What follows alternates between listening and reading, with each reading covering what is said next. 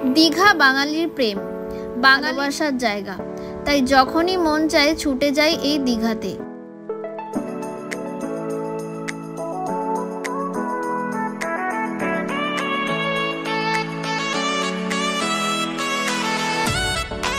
মাত্র এক রাত দুদিন থেকে কম খরচে দীঘা আমরা কিভাবে ঘুরেছিলাম সেটাই আমার এই ভিডিওতে তোমাদেরকে দেখাবো।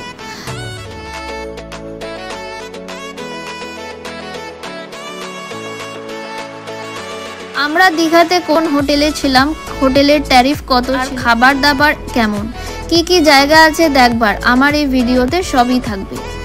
এই এক রাত দুদিনে ওল্ড দীঘা, নিউ দীঘার সাথে দীঘার আরও অনেক স্পট আছে, সেগুলো কিভাবে ঘুরবে সেটাও তোমাদেরকে দেখাবো আমার এই ভিডিওতে।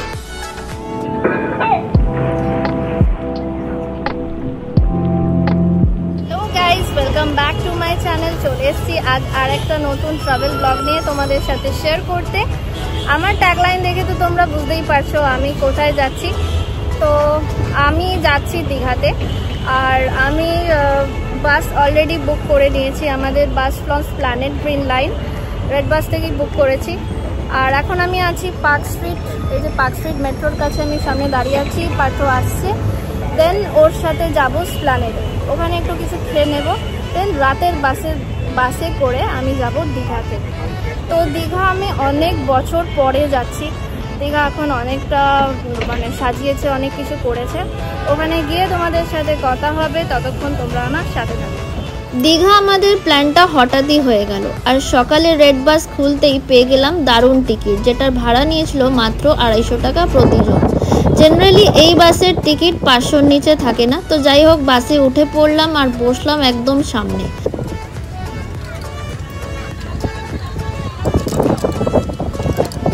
তো আমরা এখন বাসে উঠে গেছি, আর বাসটা ছাড়বে রাত্রি 11:30টা। তো বাসে ওঠার সাথে সাথে দিয়ে দিয়েছে 2খানা ওয়াটার বটল, আর এত এসি চলছে এখানে যে আর একজন চাদর মুড়ি দিয়ে ঘুমাতে শুরু করে দিয়েছে। তো তোমাদেরকে দেখাচ্ছি। বাস ছেড়ে দিয়েছে, আমরা এখন হুগলি সেতু ক্রস করে ছুটতে শুরু করেছি। এসপ্ল্যানেড থেকে দীঘা যাওয়ার প্রচুর বাস আছে, সবসময় চেষ্টা করবে রাতের বাসে করে দীঘা যাওয়ার, আর এইসব গ্রিন লাইন বা এক্সপ্রেস লাইন বা রয়্যাল ক্রুজারের মতন বাসে যাওয়ার।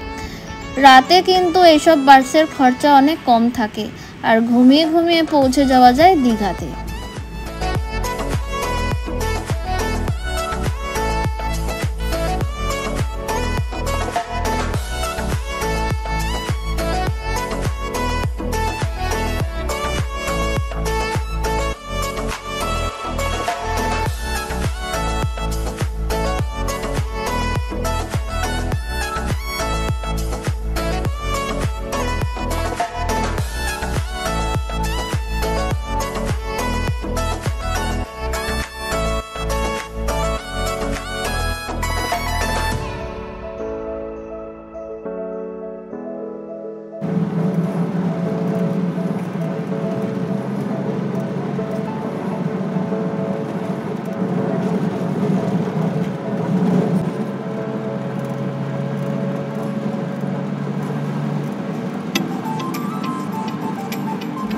আমরা চাউলখোলা ক্রস করে আবারও ছুটতে থাকলাম। দীঘা গ্রেট ক্রস করে খানিকক্ষণ পর ওল্ড দীঘাতে আমাদের বাস থামলো। পুরো ফাঁকা, কোনো অটো টোটো কিচ্ছু নেই। ওল্ড দীঘার সৈকত নিবাসের সামনের দিকটা কি সাজানো দেখো, আর রাতের অন্ধকার থেকে সূর্য ওঠার আগের মুহূর্তটা কি সুন্দর লাগছে দেখো। এটাকেই বলে ড্রাগন পার্ক, আর কি সাজানো, রাতের অন্ধকারে তো দারুণ লাগছে।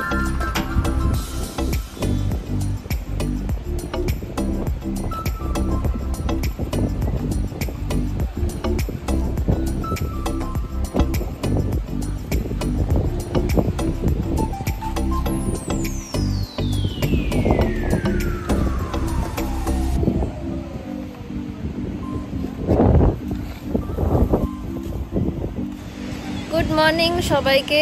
অনেক সকাল, এখন ভোর 4টে বাজে, আর আমরা পৌঁছে গেছি দীঘাতে।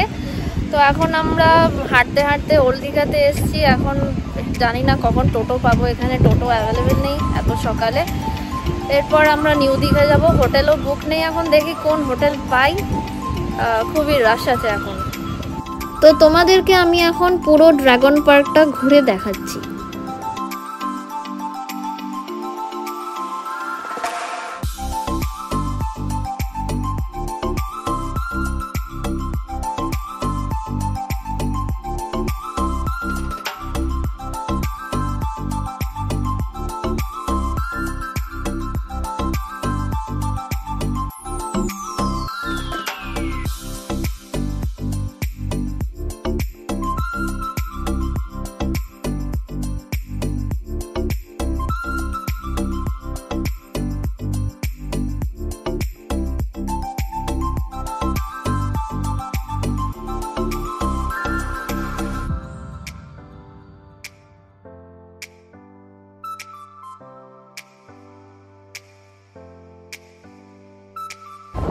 ভোরের আলো ফুটতে না ফুটতেই অনেক মানুষকে দেখছি ওল্ড দীঘার বিচে চলে গেছে।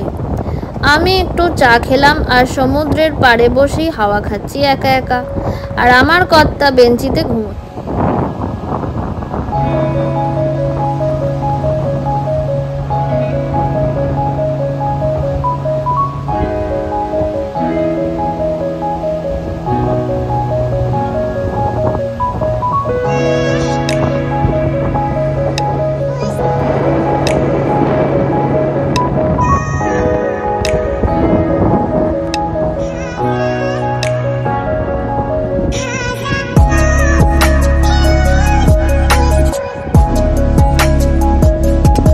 গুড মর্নিং সবাইকে। এখন বাজে ঘড়িতে ভোর 5টা আর এখানে প্রচণ্ড হাওয়া দিচ্ছে। তো আমি এখন সূর্য উদয়ের জন্য বসে আছি। পেছনটা খুব মেঘ, তোমরা দেখতেই পাচ্ছ। তো এখন দেখি কখন সূর্য উদয় হয় আর তোমাদেরকেও দেখাবো সূর্য উদয়টা। আমার সমুদ্রের সামনে সূর্য উদয় খুব ভালো লাগে।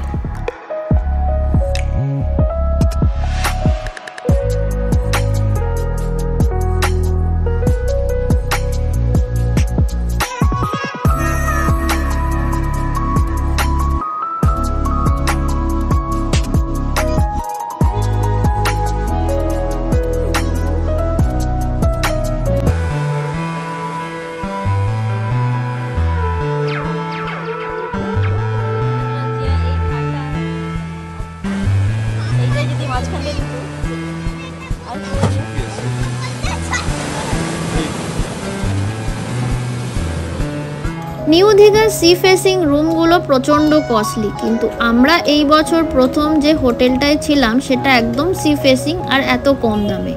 হোটেলটির নাম রয়্যাল সি ভিউ, যেটা আগে রাজ প্যালেস নামে পরিচিত ছিল। আমরা যেহেতু অনেক ভোরে পৌঁছে গেছিলাম তাই অনেক হোটেল খোঁজার পর এই হোটেলটিকে পেলাম। লোকেশন একদম সমুদ্রের সামনে। বাদিকে আছে হোটেল মেহেক আর ডান দিকে আছে হোটেল সিবা 2। হোটেলটার সামনে রয়েছে ছোট্ট বাগান, বসার জন্য রয়েছে একটা দোলনা। এরপর ভেতরে ঢুকেই পেয়ে যাবে এরকম একটা রিসেপশন, তার পাশেই রয়েছে ডাইনিং হল, এখানে লিফট আছে আর ওদিকে সিঁড়ি রয়েছে। এরপর চলো তোমাদের রুমটা দেখাই যেখানে আমরা ছিলাম। রুমে রয়েছে একটা এসি, কিং সাইজ বেড, বালিশ দুটো, ব্ল্যাঙ্কেট, বেডের পাশে টেবিল, দুটো টাওয়েল তার উপরে আছে, একটা টয়লেট আছে যেটা পরে দেখাচ্ছি, একটা মিরর আছে, আর রয়েছে পাশে একটা সামনে একটা টিভি, নিচে একটা ওয়ার্ড্রপ, সাথে ইলেকট্রিক কেটল আছে, ইন্টারকম আছে, পাশে একটা ওয়ার্ড্রপ আছে। আর ব্যালকনিটা দেখো কি সুন্দর ব্যালকনি, তুমি ঘুম থেকে সমুদ্রকে দেখতে পাবে। এই রুমটার অ্যাকচুয়াল প্রাইস হচ্ছে 3500 টাকা উইকেন্ডের জন্য, আর এমনি দিনে থাকতে গেলে 2800 টাকা, কিন্তু আমাদের পড়েছিল এক রাতের জন্য মাত্র 1500 টাকা, তাও উইকেন্ডেই গেছিলাম।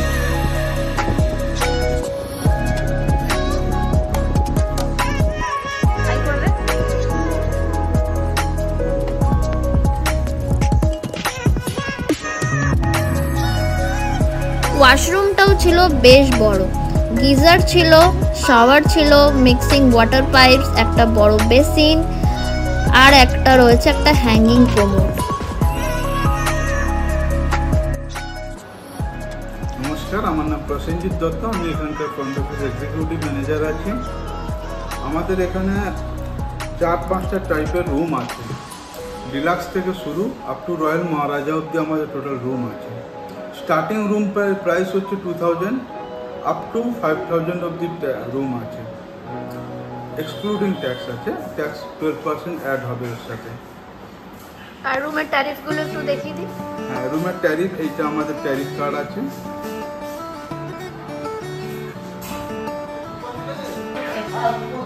আর আপনার এখানে কার্ড মানে গুগল পে সব ধরনের আমাদের এখানে সব রকমের পেমেন্ট মোড ইউজ করতে পারেন। Cash, UPI, card, credit card, আচ্ছা সব কিছু ইউজ করতে পারেন। আচ্ছা, ওকে, ঠিক আছে, থ্যাংক ইউ।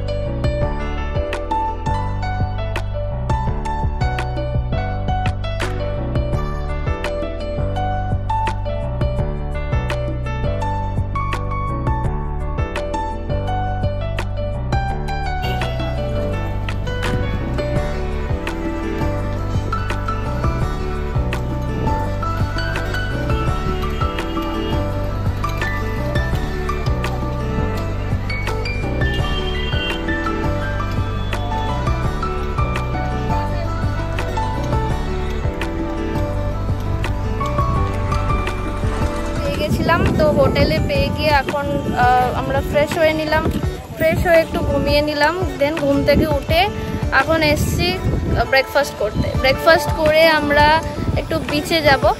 তো আজকে ব্রেকফাস্টে খাচ্ছি ম্যাগি। আর আমাদের হোটেলটা হচ্ছে একদম সি ভিউ, মানে বিচ থেকে জাস্ট 2-3 মিনিট হাঁটা।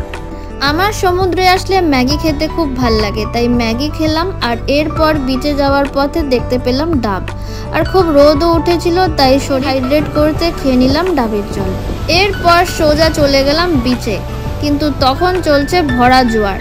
দীঘা যদি একদিনে ঘুরতে হয়, কিন্তু তোমরা যদি আমার মতন সমুদ্রে স্নান করতে না পারো, তাহলে চলে যেতে পারো অমরাবতী পার্ক বা ঢেউসাগর বা উদয়পুর বিচে।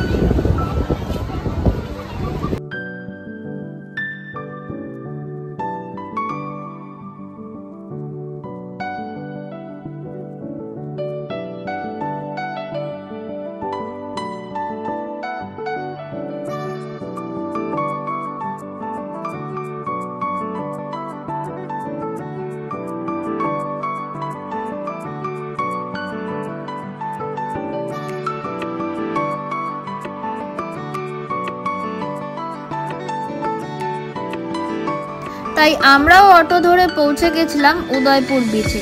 টোটোতে গেলে ভাড়া পড়বে 50 টাকা, মানে 25 টাকা ইচ।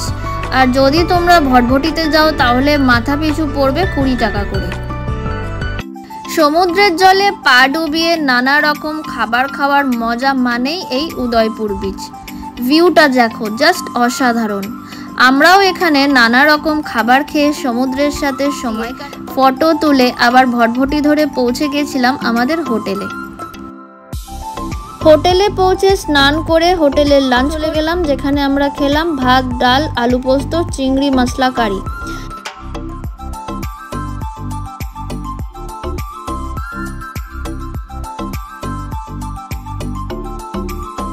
বলো ডালটা কেমন?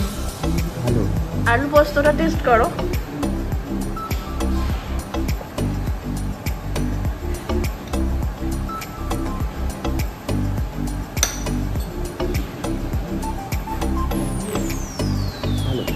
রান্না ভালো। এরপর দুপুরের খাবার খেয়ে আমরা একটু বিচে গেলাম। দীঘা এখন এত ভিড়, আমি যা কল্পনা করেছিলাম তার চেয়েও অনেক বেশি ভিড়। দীঘাতে চলছে স্পিড বোটও, যেটার ভাড়া 200 টাকা প্রতিজন, আর সেটা 5 কিলোমিটারের অবধি তোমাদেরকে ঘুরিয়ে আনবে। দীঘার সমুদ্রে ভাটা আসলে স্নান করা যায়, কিন্তু জোয়ার আসলে স্নান করা একদমই যায় না। আর অন্য জায়গায় এটা ঠিক উল্টোটা।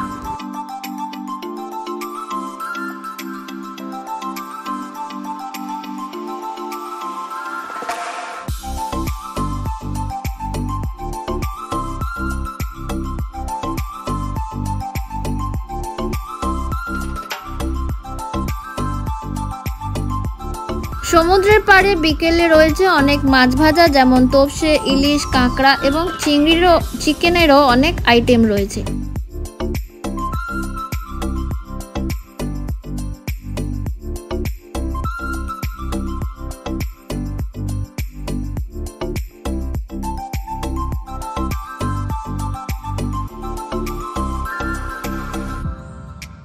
দীঘা বিচ মার্কেটে ছোট ছোট সবার জন্য নানা রকমের জিনিস পেয়ে যাবে।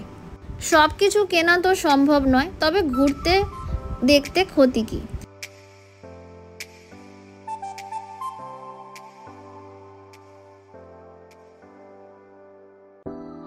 এই জাঙ্ক জুয়েলারিগুলো দেখলেই কেমন যেন মনটা পাগল পাগল লাগে, মনে হয় সব কিছুই কিনে নিই। আমরা কিন্তু শনিবারেই গেছিলাম, কিন্তু যেহেতু দুপুরে বৃষ্টি পড়ছিল তাই মার্কেটটা বেশ ফাঁকা ছিল, আর তাই ভালোভাবে ঘুরে দেখতে পেরেছিলাম। আমরা রয়েছি নিউ দীঘা মার্কেট প্লেসে, আর সামনে যে হোটেলগুলো সি ফেসিং রয়েছে এগুলো একদম সমুদ্রের সামনে, আর এগুলোর সামনেই রয়েছে খাবারের দোকান এবং তার পাশেই রয়েছে new Digha beach market. Old দীঘার থেকে নিউ দীঘা কিন্তু দামের থেকে কোনো ফারাক নেই। সাথে বাচ্চা থাকলে 50 টাকার বিনিময়ে 10 মিনিটের জন্যই রিমোট কন্ট্রোল গাড়ি চড়িয়ে নিতে পারো, তাদের বেশ আনন্দ লাগবে। পরদিন সকালে আমরা বিচে গিয়ে শেষবারের মতন সমুদ্রকে দেখলাম এবং প্রাণ ভরে স্নান করে নিলাম, এবং পুরো বিচটা ঘুরে আমরা কিছু ছবিও তুলে নিলাম।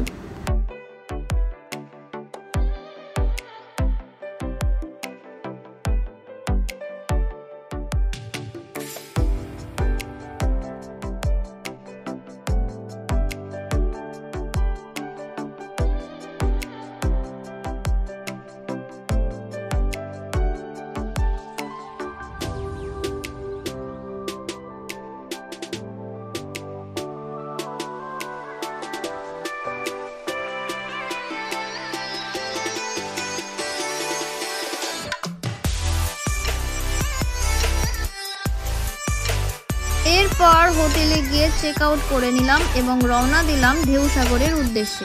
গুড মর্নিং ভিউয়ার্স, আজকে আমাদের লাস্ট ডে আর দীঘা। তো আমরা হোটেল থেকে চেক আউট করে গেছি। এখন আমাদের প্রচুর হাতে টাইম আছে, কারণ আমরা আজকে ট্রেনে ফিরবো, আর আমাদের ট্রেন হচ্ছে দুপুর 12টা 5। তো এখন কি করব, ওই জন্য ভাবলাম ঢেউসাগর আসবো, কিন্তু ঢেউসাগরে এসে দেখলাম সকাল 10:30টার আগে কোনো চেক ইন নেই, এখানে টিকিট কেটে ঢুকতে হয়। তো আমরা ওয়েট করছি, দেন একটু ঢেউসাগরে ঘুরে তারপর আমরা স্টেশনে যাব। নিউ দীঘা থেকে ঢেউসাগর আসার জন্য টোটো পেয়ে যাবে, যেখানের ভাড়া হচ্ছে 50 টাকা দুজনের। ঢেউসাগরে কি কি রয়েছে তার জন্য রয়েছে এই ম্যাপটা।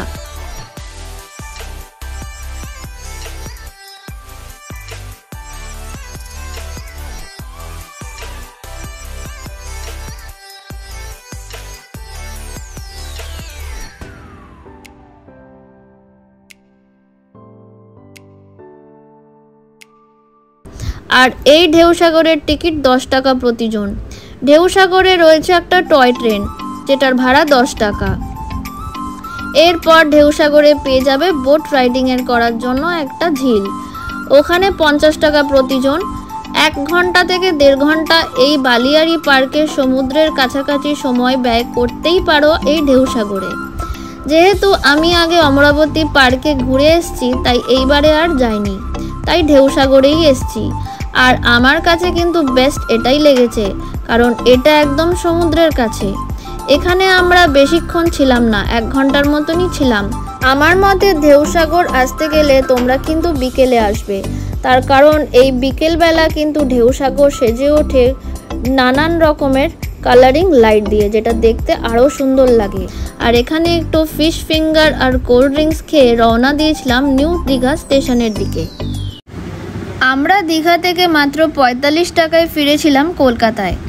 আমরা দীঘা স্টেশন থেকে মেচেদা লোকালে উঠেছিলাম, যেটা 12টা 5-এ ছেড়েছিল দীঘা থেকে, আর 3 ঘন্টা অতিক্রম করে মেচেদা পৌঁছাই। এরপর মেচেদা হাওড়া লোকালে করে আমরা হাওড়া পৌঁছাই। তোমরাও যদি এইভাবে হাওড়া থেকে দীঘা আসতে চাও, তাহলে আমি যেরকমভাবে আসলাম তোমরাও আসতে পারো। আমি এখানে ট্রেনের টাইমিংগুলো সব দিয়ে দিলাম। দেখা হবে আবার অন্য কোনো ব্লগে।